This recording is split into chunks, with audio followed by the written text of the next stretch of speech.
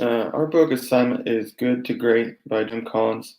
This book is about how good companies can become great and how bad companies can become good.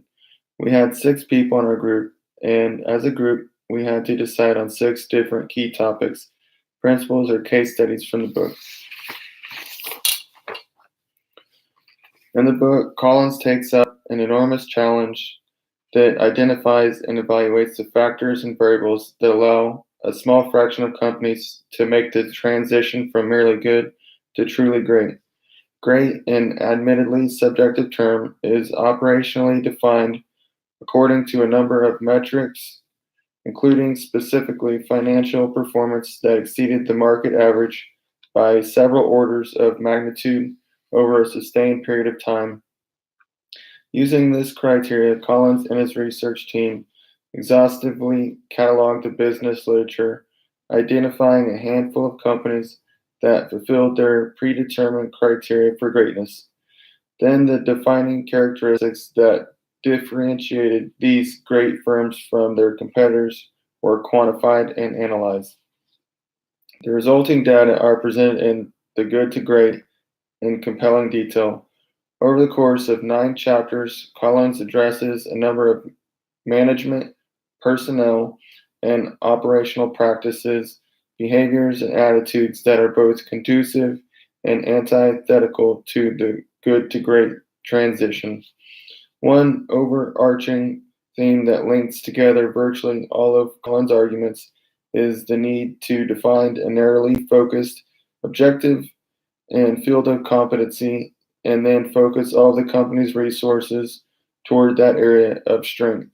Repeatedly, Collins warns that straying too far from a company's established strengths is inimical to the attainment of greatness.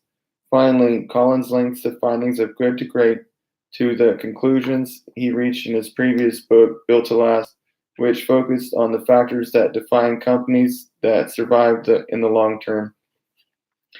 I'll go over the good is the enemy of great. The first chapter of the book lays out the criteria that Collins and his research team used in selecting the companies that served as the basis of the meta analysis that provided the findings set forth in the book. The most important factor in the selection process was the period of growth and sustained success that far outpaced the market or industry average. Based on the stated criteria, the companies that were selected for inclusion were Abbott, Fannie Mae, Circuit City, Gillette, Kimberly-Clark, Kroger, Nucor, Philip Morris, Pitney Bowes, Walgreens, and Wells Fargo. Collins also offers a few of the most significant findings gleaned from the study. Particular note are the many indications that factors such as CEO compensation, technology, mergers and acquisitions, and change management initiatives played relatively minor roles in fostering the good to great process.